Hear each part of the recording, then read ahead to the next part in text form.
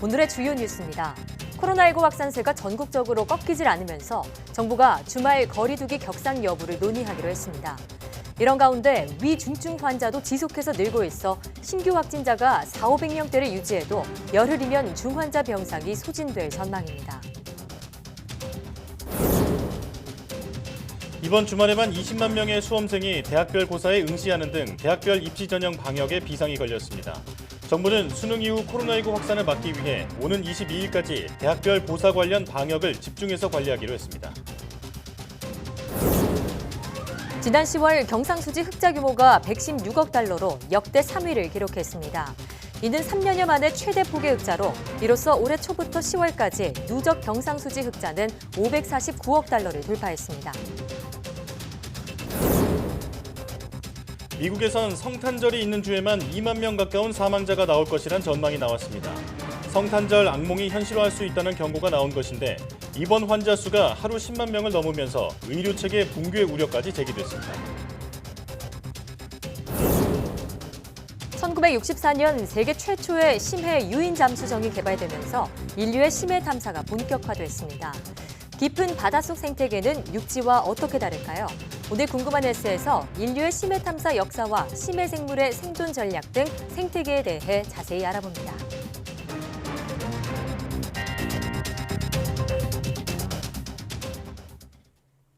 여러분 안녕하십니까? 사이언스 투데이 시작합니다.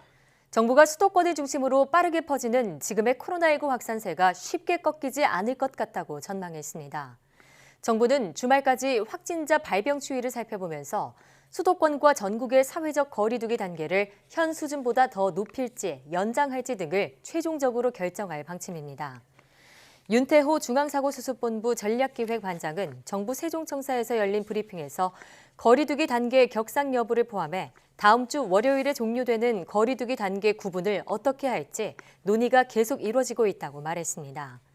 수도권에서는 지난달 19일 1.5단계, 24일 2단계로 거리두기 단계가 각각 격상된 데 이어 이달 1일부터는 2단계에 더해 사우나와 한증막 등 위험시설에 대한 추가 규제를 포함한 2+알파 조치가 시행 중입니다. 윤 반장은 최근 코로나19 발생 추이를 언급하며 조심스러운 전망이지만 쉽게 꺾이지 않을 것 같다고 판단하고 있다며 특정한 어떤 기기나 집단에서 확진자가 발생하는 것이 아니라 일상생활 곳곳에서 발생하기 때문이라고 진단했습니다. 국내 코로나19 신규 확진자가 600명대를 기록한 상황이지만 위중증 환자가 당장 입원할 수 있는 병상은 59개밖에 남지 않아 병상 확보에 비상이 걸렸습니다. 중앙재난안전대책본부에 따르면 3일 기준 전국의 일반 중환자 병상과 코로나19 환자 전용 중환자 병상을 합치면 550개가 마련돼 있지만 이 가운데 환자가 당장 입원할 수 있는 병상은 11%인 59개에 불과합니다. 인공호흡기나 인공심폐장치, 산소요법 등이 필요한 위중증 환자가 사용할 수 있는 병상은 이미 89%가 가동 중인 겁니다. 의료계 안팎에선 신규 환자가 위중증으로 전환되기까지 1, 2주가량 시차가 있는 점에 비춰 병상이 곧 포화 상태에 이를 것이라는 우려 섞인 전망이 나오고 있습니다. 윤태호 중앙사고수습본부 방역총괄반장은 환자가 600명대로 올라가서 추가로 중환자 병상이 더 필요하겠지만 기존의 400명에서 500명대가 계속해서 유지되더라도 현재 중환자 병상은 2주, 빠르면 열흘 만에 소진될 가능성이 있다고 전망했습니다. 정부가 3차 대유행 국면에 들어선 코로나19의 확산세를 꺾기 위해 방역 고삐를 더욱 바짝 조이기로 했습니다. 중앙재난안전대책본부는 오는 7일부터 다음 달 3일까지 연말연시 특별 방역기간으로 지정하고 활동 및 시설별로 구체적인 방역 수칙을 마련했다고 밝혔습니다. 중대본은 우선 연말연시의 각종 행사나 모임을 자제해 줄 것을 권고했습니다. 특히 크리스마스 등의 시기에 종교 행사는 비대면으로 개최할 수 있도록 하고 비대면 외식 활성화를 위해 외식 할인 실적에 배달앱 결제를 포함하기로 했습니다. 아울러 스키장이나 눈썰 매장, 스케이트장 등 겨울철 방문객이 몰리는 시설을 일반 관리 시설로 지정해 방역 관리를 강화하기로 했습니다. 중대본은 현재 수도권에서 코로나19 유행이 진정되지 않고 계속 확산하는 양상이 나타나고 있는 엄중한 위기 상황이라며 일상에서 방역 수칙을 더욱 철저하게 지켜달라고 당부했습니다. 토요일인 5일부터 서울 시내 독서실과 마트, 영화관, PC방 등도 밤 9시 이후 문을 닫아야 합니다. 서울시는 긴급 브리핑을 통해 이런 내용을 담은 방역 강화 조치를 오는 18일까지 2주간 시행한다고 밝혔습니다. 이에 따라 영화관과 PC방, 오락실, 학원, 독서실, 놀이공원, 미용실, 300제곱미터 이상의 상점과 마트, 백화점은 밤 9시 이후부터 다음날 새벽 5시까지 영업을 중단해야 합니다. 단 생필품을 구입할 수 있도록 300제곱미터 미만의 소규모 마트 운영과 음식점의 포장 배달은 허용됩니다. 밤 10시 이후에 20% 운행을 줄였던 대중교통은 밤 9시 이후 운행량을 30% 감축하기로 하고 시내버스는 내일부터, 지하철은 오는 8일부터 시행합니다. 서울시는 최대한 경제가 순환되는 범위 내의 방역 대책을 고민해왔지만 지금으로선 시민의 안전과 생명을 지키는 것이 최우선이라며 2주 안에 일일 확진자 수를 100명 미만으로 떨어뜨리는 것이 목표라고 밝혔습니다. 서울 지역의 모든 중고등학교가 다음 주부터 2주 동안 원격 수업으로 전환합니다. 서울시 교육청은 코로나19 확산세 속에서 남은 학사 일정과 대학별 고사를 안전하게 치르기 위해 선제적으로 이같이 결정했다고 밝혔습니다. 다만 특성화고나 후기 일반고의 고입 전형과 중고등학교 기말고사를 마무리하기 위해선 학교장 재량으로 등교가 가능하도록 했습니다. 또 유치원과 초등학교는 거리두기 2단계 학사 운영 기준인 3분의 1 등교 원칙에 최대 3분의 2 이내 등교를 유지하기로 했습니다. 조희연 서울시 교육감은 중고등생들에게 원격 수업 동안 불필요한 외출을 자제하고 집에서 머무르면서 사회적 거리두기 단계에 따른 방역 수칙을 지켜달라고 당부했습니다. 전북 전주의 한 교회에서 번진 집단 감염 여파가 지역사회로 퍼지는 모양새입니다. 네, 확진 판정을 받은 이 교회 신도 중에는 수능 고사장에 들어간 감독관도 있어서 감염 확산 우려가 커지고 있습니다. 김민성 기자의 보도입니다. 전북 전주의 한 고등학교, 대학 수학능력시험 고사장으로 활용된 곳입니다. 이곳에서 시험 감독을 한 교사가 수능 이튿날 확진 판정을 받아 방역당국이 후속 조치를 고심하고 있습니다. 다행히 학교는 원격 수업 기간이라 학생들이 등교하지는 않았습니다. 수능 감독관이 확진 판정을 받은 고사장이자 고등학교입니다. 이 감독관은 수능 전체 4개 교시 가운데 3개 교시에 고사장에 들어간 것으로 전해졌습니다. 이 감독관은 최근까지 2자릿수 확진자가 나온 전주 새소망교회 신도로 확인됐습니다. 문제가 된 고사장에서 수능을 치른 수험생 학부모는 불안한 마음을 감추지 못합니다. 시험 감독을 하면서 그 새벽에 교회를 다녀오셨다고 합니다. 그런 일을 했다는 것 자체가 분통이 터지고요. 수능 상황실에서 감독관님들에게 그런 어떤 단체 활동을 자제하라는 얘기를 충분히 했었어야 되는 거 아닌가. 확진자가 계속 나오고 있는 새소망교회 신도 1000여 명 가운데 절반 정도는 이미 진단검사를 받았습니다. 이 가운데 100여 명이 자가격리 중이라 확진자 수는 더 늘어날 수도 있습니다. 얼마 전 이 교회에서 열린 소모임과 음악회 등 행사에서 집단 감염이 발생했을 가능성이 제기되고 있습니다. 어떤 집단 내에서 관리자들이 무언가를 치러야 한다는 강박에 쌓여 있으면은 구성원들의 안녕을 절대로 지킬 수가 없습니다. 방역당국은 역학조사를 벌여 신도들의 동선과 추가 접촉자를 파악하고 있습니다. 이 교회에는 2주간 집합 금지 명령을 내렸습니다. 그러면서 예배를 비롯한 모든 행사, 특히 소모임을 자제해달라고 거듭 당부했습니다. YTN 김민성입니다. 교육부는 대학 수학능력시험 이후 코로나19 확산을 막기 위해 오는 22일까지 대학별 고사 관련 방역을 집중 관리합니다. 당장 이번 주말 이틀 동안 논술과 면접 등 대학별 고사에 수십만 명이 응시하는 만큼 코로나19가 확산되지 않도록 자가격리자가 응시할 수 있는 8개 권역별 시험실 348개를 운영합니다. 유은혜 부총리 겸 교육부 장관은 정부 서울청사에서 브리핑을 통해 수능이 끝난 이번 주말인 5일과 6일에는 연인원 20만 7천 명, 다음 주말인 12일과 13일에는 연인원 19만 2천 명의 수험생이 대학별 전형에 응시하기 위해 이동할 예정이라며 이같이 밝혔습니다. 수능 이후에 대학별 전형은 28%에 해당하는 60만 3천 건 대면 평가가 남아있고 특히 13일까지 주말을 중심으로 평가 일정이 집중됩니다. 유은혜 부총리의 발표 내용 직접 들어보시겠습니다. 수능이 끝난 이번 주말인 12월 5일과 6일에는 양일간 연인원 20만 7천 명, 다음 주말인 12월 12, 13일에는 연인원 19만 2천 명의 수험생이 대학별 전형에 응시하기 위해서 이동할 예정입니다. 교육부는 총 22개의 별도 고사장, 348개의 별도 시험실을 마련하고 10월부터 운영해 오고 있습니다.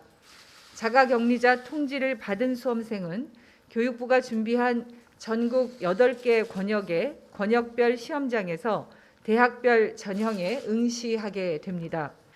대다수 일반 수험생들은 대학에서 준비한 일반 시험장을 이용하게 되며 또한 대학은 시험 당일 발열 등의 의심 증상이 있는 수험생을 위해 대학 내에 별도 시험실을 준비하였습니다.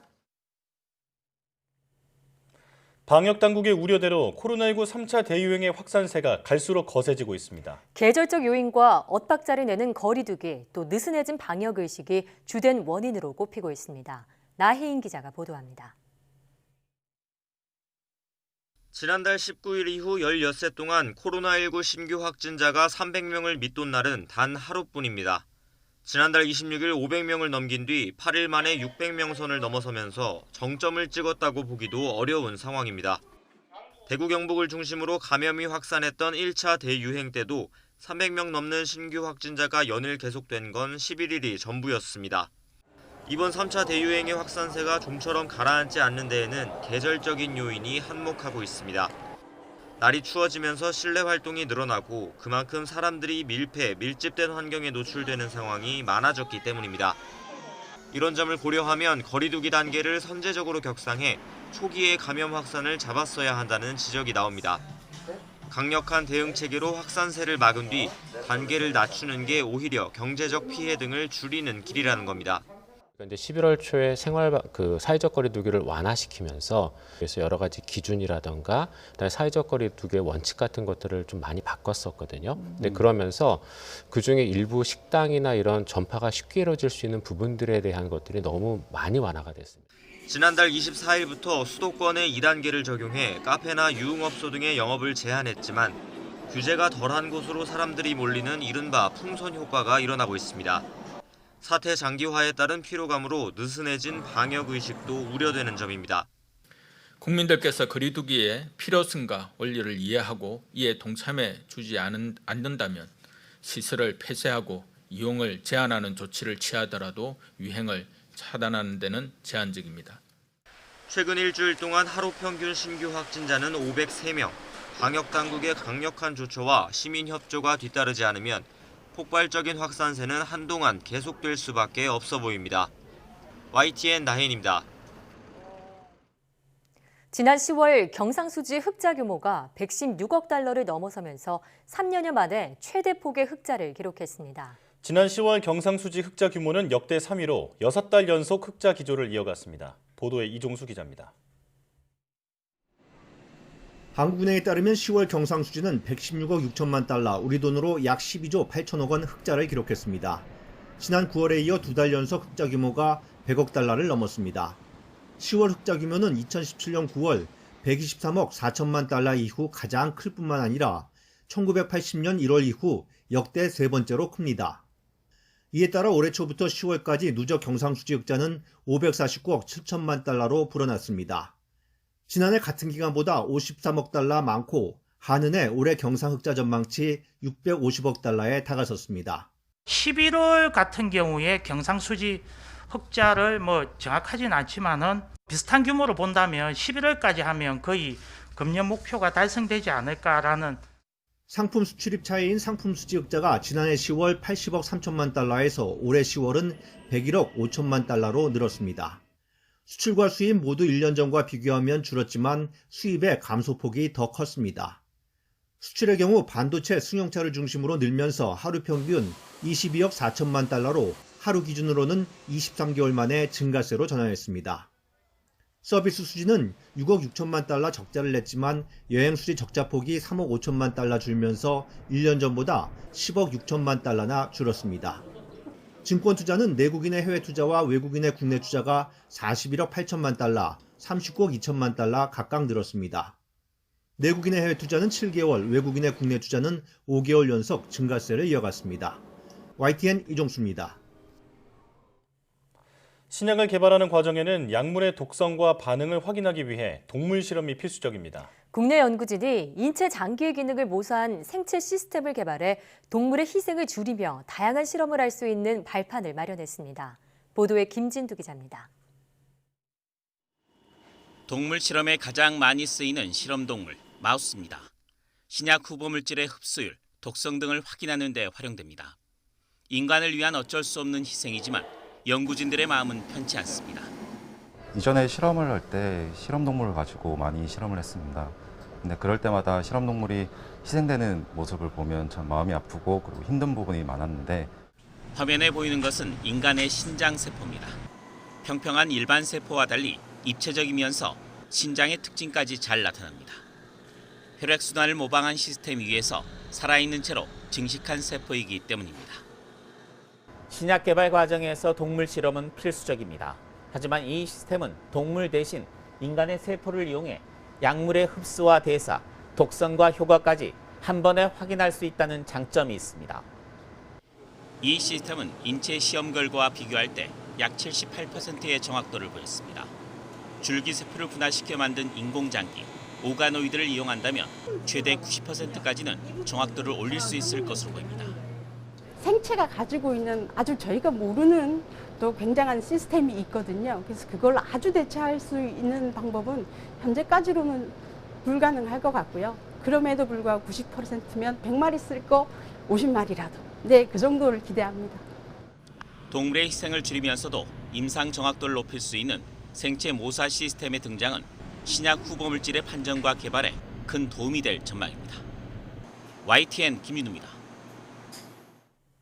포털 사업자가 삭제 요청이 접수된 온라인 게시물을 임시로 30일 동안 차단할 수 있도록 한 법 조항이 헌법에 위배되지 않는다는 헌법재판소 결정이 나왔습니다. 헌재는 포털 사업자의 게시물 임시 삭제 조치 의무를 명시한 정보통신망법이 표현의 자유를 침해한다며 제기된 헌법 소원 심판에서 재판관 6대 3의 의견으로 합헌 결정을 내렸습니다.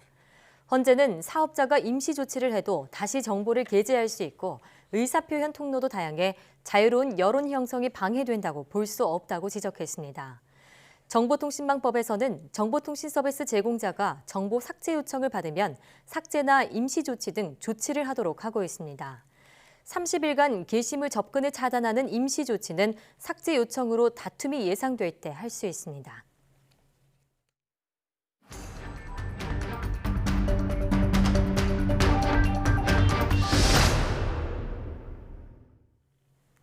코로나19 신규 환자가 9개월 만에 최고치인 629명을 기록했습니다.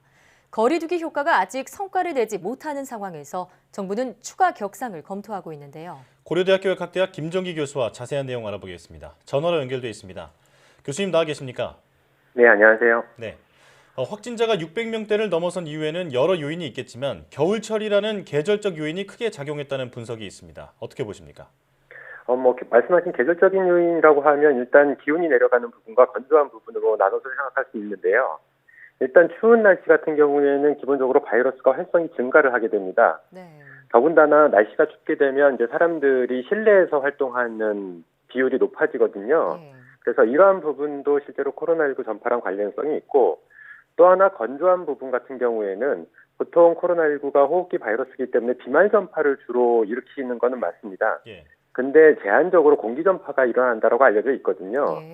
그래서 건조한 날씨란 얘기는 대기 중에 수증기 입자가 작아진다는 얘기고 여름 대비 실제로 겨울철에 그러니까 건조한 날씨는 공기 전파의 비율을 높일 수 있다 이렇게는 보고 있습니다. 예. 자, 밀폐된 공간에서 거리 두기가 잘 지켜지지 않는 점 등이 현재 확산의 요인이라고 설명을 해주셨는데 방역 당국이 주말까지 상황을 보면서 추가 격상을 여부를 논의할 예정입니다. 만약 지금 거리 두기를 더 올린다면 좀 실효를 거둘 수 있을까요? 일단 현재 백신과 치료제가 개발되어 있지 않은 상황이기 때문에 우리가 코로나19에 대한 대응 방법으로 유일한 게 방역입니다. 실제로 방역에서는 이제 사회적 거리두기가 가장 대표적인데요.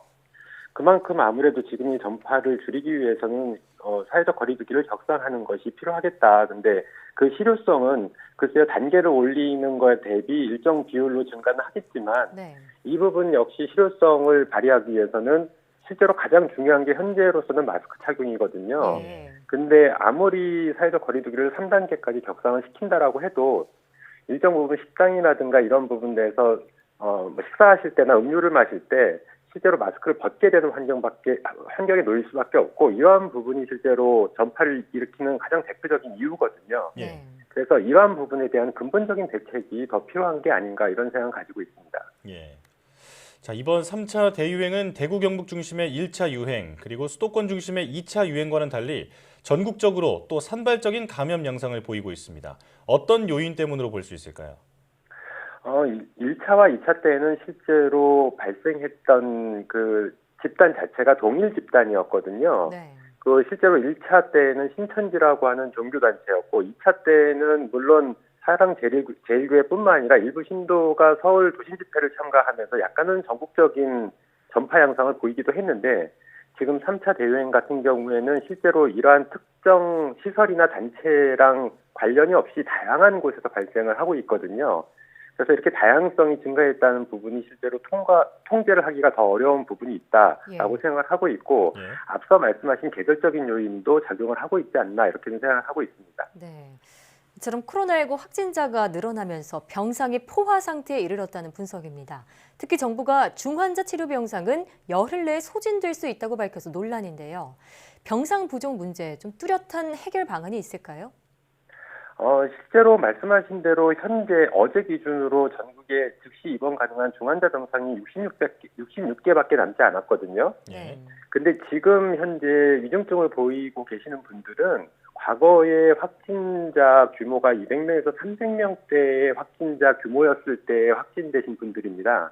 근데 그 뒤에 400명, 500명대를 보였기 때문에 앞으로 정부에서 얘기한 것처럼 1, 2주 정도면 지금 남아있는 중환자 병상이 다 소진될 거다 이렇게는 보고 있고요.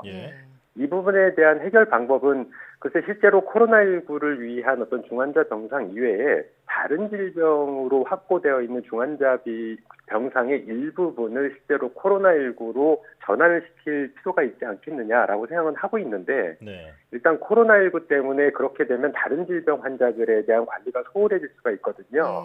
그래서 지금 같은 경우에 굉장히 어려운 상황인 건 맞습니다. 그래서 실제로 이러한 부분들은 일선 병원이나 이런 곳에 계신 의료인들과 우리 정부 보건당국이 긴밀한 협의를 통해서 빨리 확보할 수 있는 물량이 얼마큼 되느냐 이런 부분을 논의를 거친 후에 확보할 수 있는 최대한의 어떤 병상을 확보해야 된다 이렇게는 보고 있습니다. 방역 당국과 정부의 그 발걸음이 앞으로 좀 더 빨라져야 할 것 같습니다. 수능 시험이 끝났지만 앞으로 대학별 논술고사가 시행될 예정입니다. 대학별로 자체 방역을 하다 보면 방역에 허점이 생기지 않을까 하는 우려가 나오고 있는데요. 어떤 대책이 있을까요? 일단 기본적으로 대학별 논술고사도 지난번 수능과 마찬가지로 유사한 수준의 방역 조치를 취해야 된다 이렇게는 보고 있고요.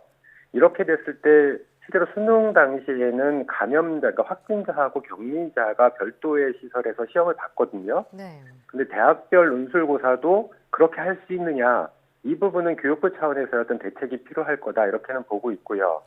그리고 만약에 면접을 시행하는 대학인 경우에는 학생과 평가자를 분리하는 방안이 필요하겠다 이렇게는 보고 있습니다.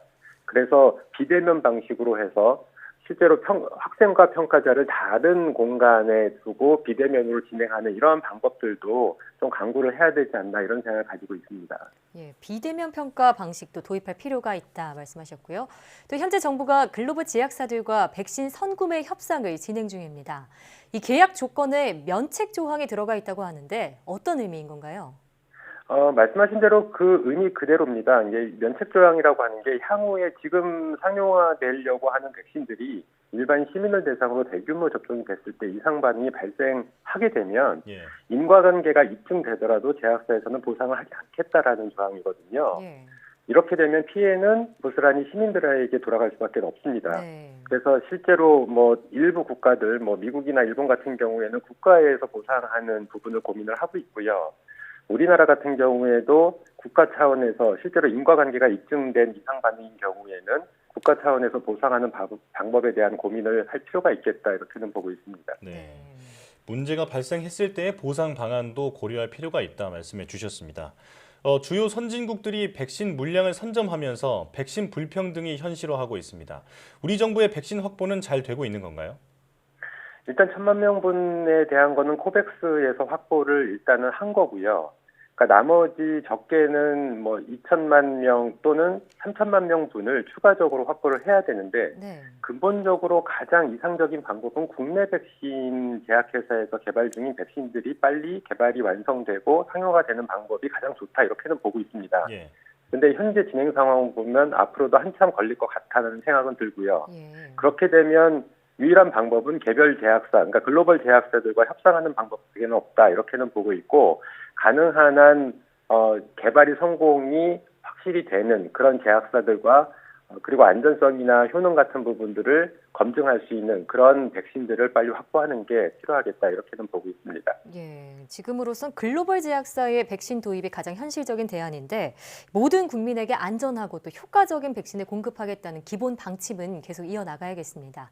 지금까지 고려대학교 약학대학 김정기 교수와 함께했습니다. 교수님 오늘 말씀 고맙습니다. 네, 감사합니다.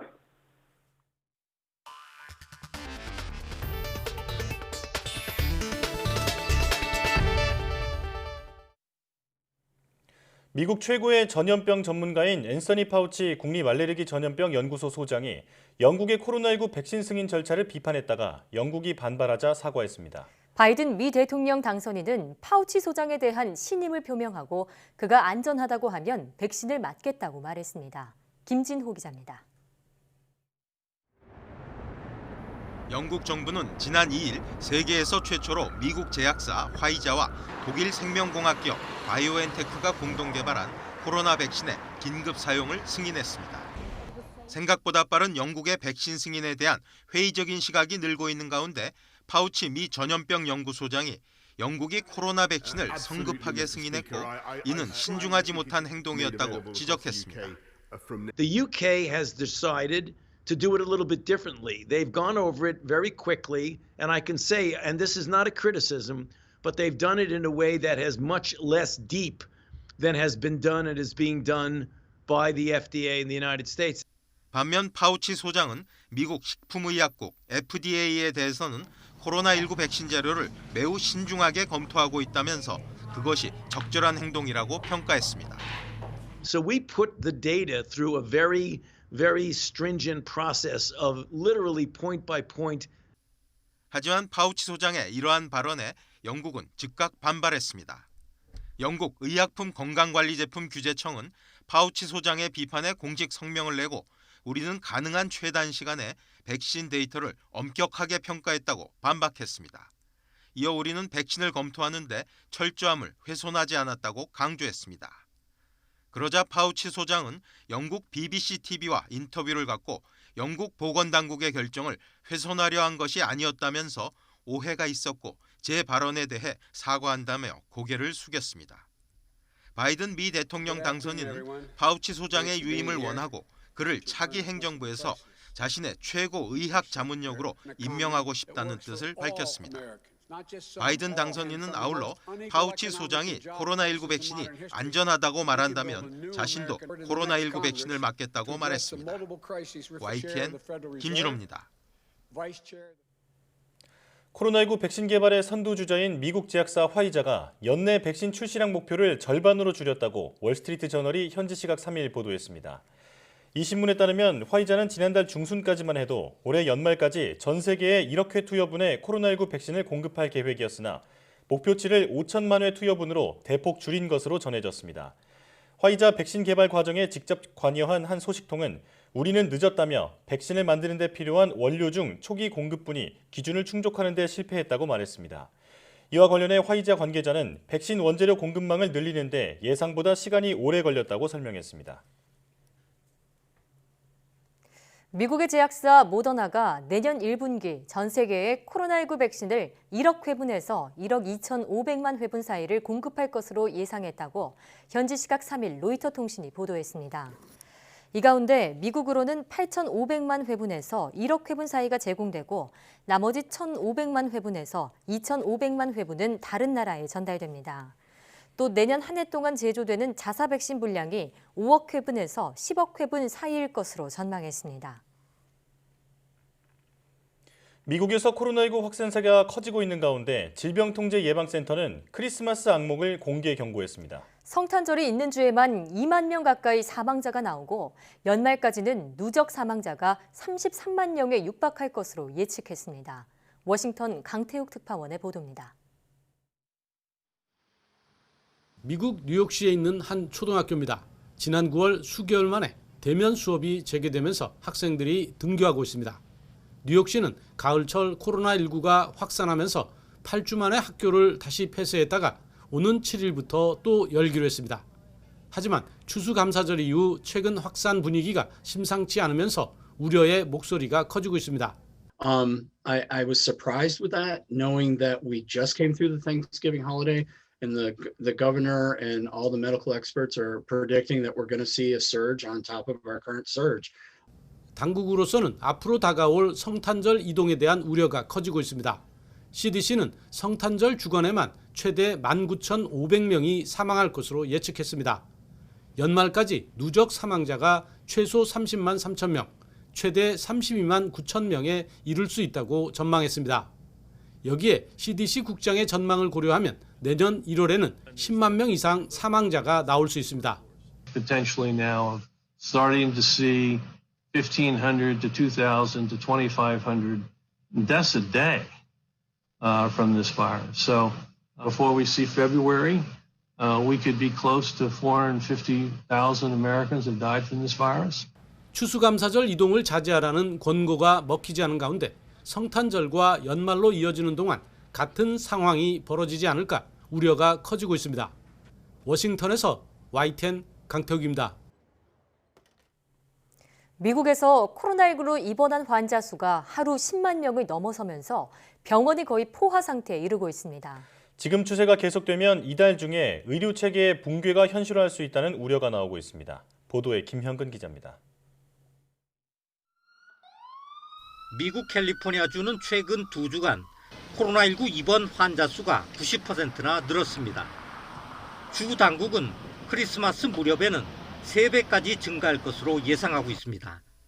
특히 가장 심각한 건 중환자실입니다. 지난 2주간 중환자실 입원 환자가 67% 증가했는데 이달 중순쯤 병상 수보다 많아질 것으로 보입니다. If they continue to increase at the pace that we've seen, the county expects that we will run out of hospital beds here in Los Angeles by Christmas time. 애리조나주도 현재 코로나19 환자가 병상의 절반 이상을 차지하고 있습니다. 지금 같은 급증세가 이어지면 2주 후 포화 상태가 될 것으로 보입니다. The model also predicts that in about 2 weeks, hospitals will be full. So if things continue to trend the way they are, that will likely be the case. 이처럼 미국 곳곳에서 코로나19 확산세가 계속되면서 하루 코로나19 입원 환자 수도 10만 명을 넘어섰습니다. 봄철 절정기 입원 환자 수의 2배에 가까운 수치입니다. 미 질병통제예방센터는 미국 병원의 90%가 포화 상태를 의미하는 레드존에 진입했다고 진단했습니다. 의료 전문가들은 더 이상 감당하기 어려운 수준에 와 있다며 긴급 조치를 하지 않으면 이달 중으로 의료 체계가 무너질 수도 있다고 경고했습니다. YTN 김영근입니다. 중국이 사드 보복 약 4년 만에 우리나라 게임에 대해 처음으로 공식 서비스 허가를 내줬습니다. 당국의 한류 제한력이 대폭 풀릴 것이란 기대가 나오는데 상황은 아직 유동적입니다. 베이징에서 강성욱 특파원이 보도합니다. 국내 게임 업체 컴투스가 만든 모바일 게임 서머너즈 워입니다. 지난 2017년부터 세계 챔피언 대회가 따로 열릴 정도로 폭발적 인기를 끌고 있습니다. 사드 사태 이후 약 4년간 한국 게임을 금지했던 중국도 이 게임에는 문을 열었습니다. 중국 이름 모링자오환으로 중국에서 공식 허가를 받았습니다. 중국의 국가신문출판소로부터 한국 게임이 4년 만에 신규 게임 판호 허가가 나온 것입니다. 중국은 지난 3분기에만 게임 판매액이 10조 원에 달할 정도로 큰 시장입니다. 더구나 코로나19로 대규모 여행이나 공연이 어려워지면서 게임이 더 주목받고 있습니다. 우리 정부는 최근 왕이 외교부장의 방한 당시 문화 콘텐츠 시장의 개방을 적극 촉구했습니다. 문화 콘텐츠 분야 협력 활성화를 위한 중국 측의 보다 적극적인 협조를 요청하였고 중국 측은 양국이 이와 관련해 지속 소통하기를 희망한다고. 한국 게임에 대한 첫 허가가 이른바 한한령의 완화로 이어질 수 있다는 기대도 나오고 있습니다. 오래 풀릴 수도 있었다고 저는 판단을 합니다. 근데 이제 여러 가지 상황, 코로나 상황에 이런 것 때문에 그것이 현실화되지 못했는데 앞으로도 가능성이 있으리라고 저는 판단을 합니다. 반대로 이번 허가가 우리나라에 대한 이례적인 선심성 조치라는 조심스러운 분석도 있습니다. 한국과 중국은 시진핑 국가주석의 방한에 원칙적으로 합의를 해놓고도 구체적인 일정은 잡지 못하고 있습니다. 한한령의 전면적인 해제도 아직은 유동적인 상황으로 보입니다.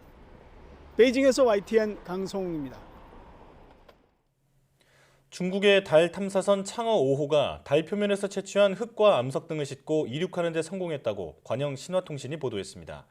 신화통신은 창어 5호의 이륙기 부분이 아래쪽 착륙기 부분을 발사대로 이용해 상승하는 데 성공했다고 전했습니다.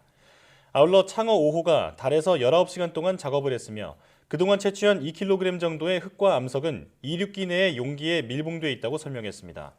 창어 5호는 이어 3일 정도 뒤에 달 궤도상에서 기다리던 귀환용 우주선과 도킹을 한 뒤 지구로 출발할 것으로 알려졌습니다. 앞서 중국 국가항천국은 창어 5호가 이달 중순쯤 중국 내이멍구로 착륙하게 될 것이라고 밝혔습니다. 신화통신과 글로벌타임스 등 중국 매체들은 창어 5호가 달에서 이륙하기 전에 달에 남게 된 착륙기 부분에서 중국 국기인 오성 홍기를 펼쳐 보였다고 소개했습니다. 원도심의 빈집이나 노후화된 공간을 창업이나 생활문화 공간으로 재활용하는 프로젝트가 인천 곳곳에서 진행되고 있습니다. 주민들 반응도 좋아서 도시재생 모델로 주목받고 있습니다. 이기정 기자의 보도입니다. 인천 미추홀구 숭이동에 마련된 빈티지 인쇄소.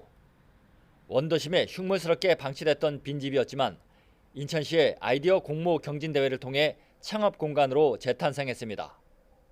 레터프레스, 리소그라피 등 감각적이고 차별화된 인쇄술을 활용해 포스터와 카드 등을 인쇄하는 데 동네 분위기마저 밝아졌습니다. 밖에 낙엽 쓸고 있거나 이러면은 예쁘게 꾸몄다라고 얘기해 주시고 진짜 귀신 같았던 집이 이뻐져서 좋다.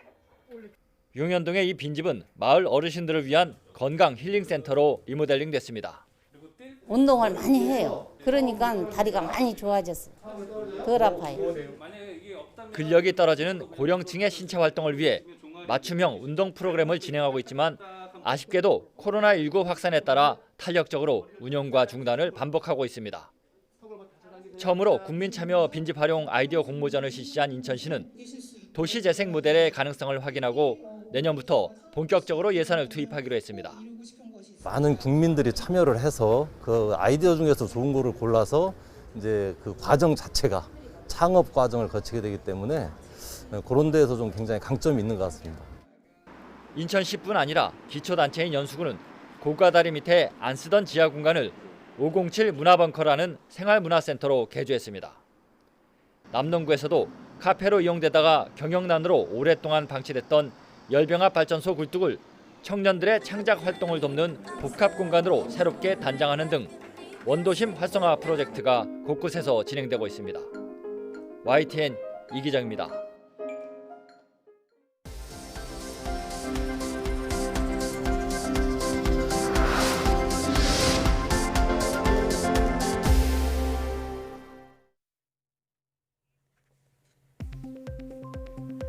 원자력안전위원회가 정기검사 중인 월성 원자력발전소 2호기의 재가동을 승인했습니다.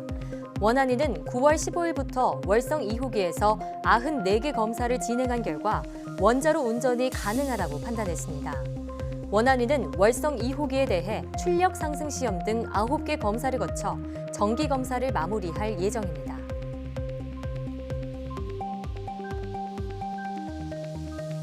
한국과학기술원 카이스트가 해킹을 당해서 3만여 명의 개인정보가 다수 유출됐습니다. 카이스트는 지난달 11일 학교 전자연구노트 시스템에 해킹이 시도된 것으로 이뤄진 것으로 파악했으며 개인정보가 유출된 학생과 교직원 등 3만 800여 명에게 개인정보 유출 사실 통지 안내 메일을 보낸다고 밝혔습니다. 유출된 개인정보는 카이스트 포털 아이디와 이메일, 부서 학과, 학번 등입니다. 제왕절개로 출생한 아이는 정상분만 아이보다 5살이 되기 전에 감염으로 입원할 위험이 크다는 연구 결과가 나왔습니다. 호주 머도크 아동건강연구소 연구팀이 1996년부터 2016년 사이에 태어난 717만여 명의 생후 5년간 의료 기록을 분석한 결과 이 같은 사실을 확인했다고 밝혔습니다. 연구 결과 전체적으로 제왕절개로 태어난 아이는 자연분만으로 출생한 아이보다 입원이 필요할 정도의 염증 질환 발생 위험이 10% 높은 것으로 나타났습니다. 이런 차이는 제왕절개로 태어난 아이는 출생할 때 자연분만과 달리 산도를 통해 자연적으로 만든 유익균의 노출이 적기 때문이라고 연구팀이 설명했습니다. 미국 경제지 포천이 선정한 50대 유망 기업에 네이버와 셀트리온이 이름을 올렸습니다. 포천은 최신호에서 네이버를 33호로 선정하며 한국 최대 검색 엔진을 운영하는 기업으로서 빠르게 성장하는 분야에도 집중해 매출 증가를 이뤄냈다고 설명했습니다. 또 셀트리온을 49위로 꼽으며 기존 핵심 사업인 복제약과 특허 만료 제품 제조 너머로 영역을 확대했다고 평가했습니다. LG 에너지솔루션이 미국에서 가정용 에너지 저장 장치인 ESS 배터리에 대해 자발적으로 리콜을 진행합니다. LG 에너지솔루션 미국 법인은 2017년부터 2019년 3월까지 판매된 가정용 ESS 배터리에 대한 무상 교체를 결정했다고 밝혔습니다. 또 해당 배터리가 사용된 가정용 ESS에서 화재 사고 5건이 보고되면서 고객 안전을 위해 선제로 리콜을 진행한다고 덧붙였습니다.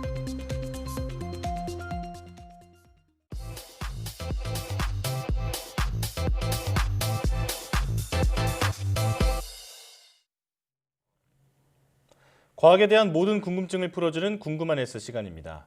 심해는 전 세계 바다의 93%를 차지할 정도로 넓은 공간이죠. 첨단 과학 장비인 잠수정이 개발되면서 심해 생물과 생태계의 비밀이 속속들이 밝혀지고 있는데요. 인류의 심해 탐사 역사와 또 심해 생물의 생존 전략까지 화면으로 자세히 만나보시죠.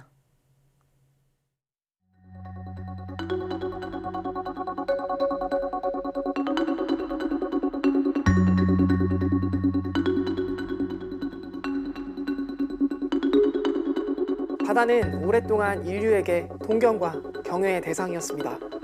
그래서 강이나 바다 등 물속을 측정하는 시도는 먼 옛날부터 계속되어 왔습니다.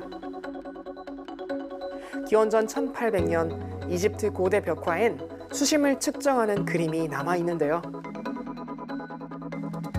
배의 측면에서 밧줄에 매단 무게추를 바닷속으로 내린 뒤 무게추가 해저에 닿을 때까지 풀린 밧줄의 길이를 재는 방식이었죠.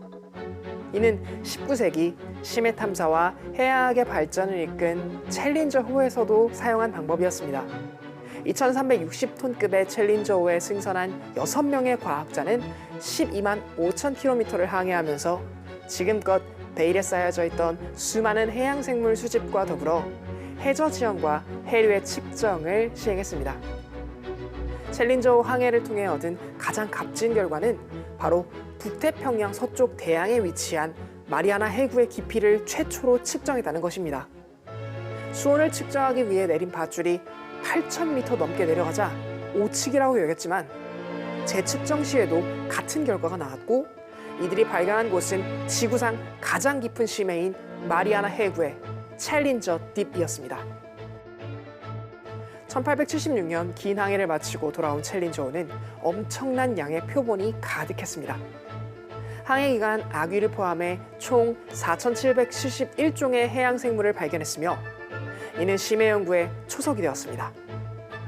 이후 수면 위가 아닌 바닷속으로 들어가 탐사하고 싶은 욕구는 더 커졌고 이때 등장한 것이 바로 유인 잠수정입니다. 세계 최초의 심해 유인 잠수정은 미국에서 탄생했습니다. 1964년 미국 우주홀 해양연구소가 제작한 LB는 한 명의 조종사와 2명의 과학자가 탑승할 수 있는 세계 최초의 과학 탐사용 심해 유인 잠수정이었습니다. 1977년 LB를 타고 화산 활동이 활발한 갈라파고스 인근 해저 산맥을 조사하던 과학자들은 350도가 넘는 뜨거운 물과 검은 연기가 솟아오르는 열수 분출공을 발견합니다. 열수 분출공이 발견되기 전에는 생명체가 삶을 유지하기 위해서는 반드시 햇볕이 필수적이라고 생각했는데 이 열수 분출공 주변에는 개나 새우 같은 생명체가 발견되었다는 것이었어요. 특히 사람 팔뚝만한 한 두께로 2m까지 자라는 거대한 관벌레가 가장 많았다고 합니다. 이런 미생물이나 유기체의 발견은 과학자들의 커다란 의문을 불러일으켰습니다. 생명체가 햇빛 없이 살 수 있었던 이유는 무엇이었을까요? 열수 생태계의 비밀은 황박테리아였습니다. 식물이 광합성을 해서 탄수화물을 만드는 것과 달리 화학 합성을 통해 탄수화물을 만드는 것이죠. 즉, 미생물은 먹이사슬 가장 아래에 있지만 더 큰 유기체를 도와주고 있었던 것입니다. 얼음같이 차가운 수온은 물론 높은 압력과 암흑으로 둘러싸인 혹독한 환경에서 살아가는 심해 생물들. 이 심해 생물들은 어떻게 적응을 하며 살아가고 있을까요? 우리가 아는 심해어의 종류는 극히 드뭅니다. 현재까지 확인된 것만으로 1,300여 종으로서 강한 수압과 어두운 물속, 먹이 부족의 환경에서 살아남기 위해 아주 독특한 외모를 가진 경우가 많죠.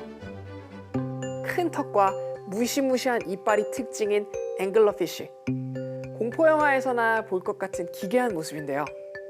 이 심해 물고기의 눈은 깊은 바닷속에서 기능을 하지 못합니다. 그래서 머리 앞에 달린 기다란 막대를 이용해 사냥하는데요. 막대의 끝부분이 전구처럼 빛을 발산해 주변의 작은 물고기들을 유혹합니다. 물고기들이 가까이 접근하면 날카로운 이빨로 잡아먹는 것이죠.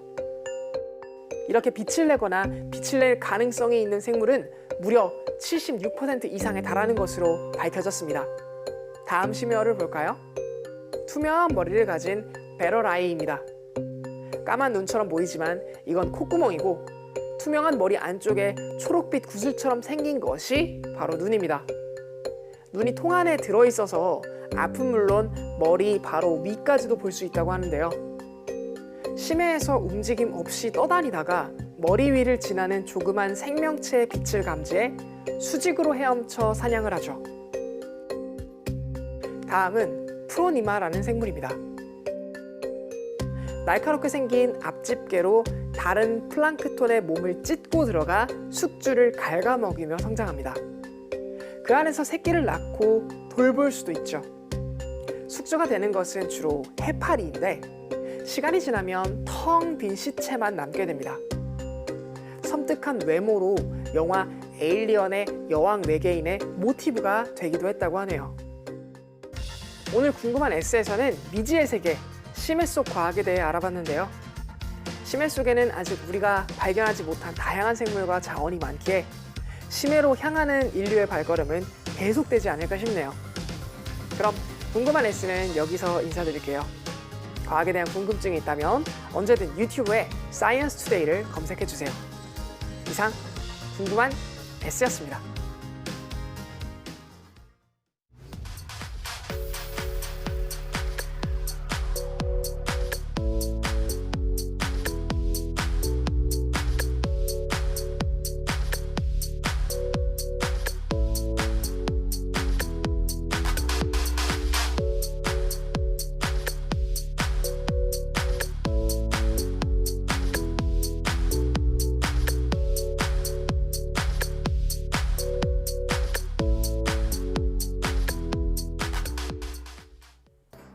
서울에서 역대 최다인 295명의 신규 확진자가 발생하자 서울시가 추가 방역 조치를 시행하겠다고 밝혔습니다. 토요일인 5일부터 밤 9시 이후 독서실과 마트, 영화관, PC방 등도 문을 닫아야 합니다. 대중교통도 시내버스는 토요일부터, 지하철은 다음 주 화요일부터 밤 9시 이후에 운행량이 30% 줄어듭니다. 네, 또 수능 이후 확산을 막기 위해서 다음 주부터 2주 동안은 서울의 모든 중고등학교가 원격 수업으로 전환됩니다. 주말 동안 불필요한 모임은 자제하고 방역에 적극적으로 협조해 주시기 바랍니다.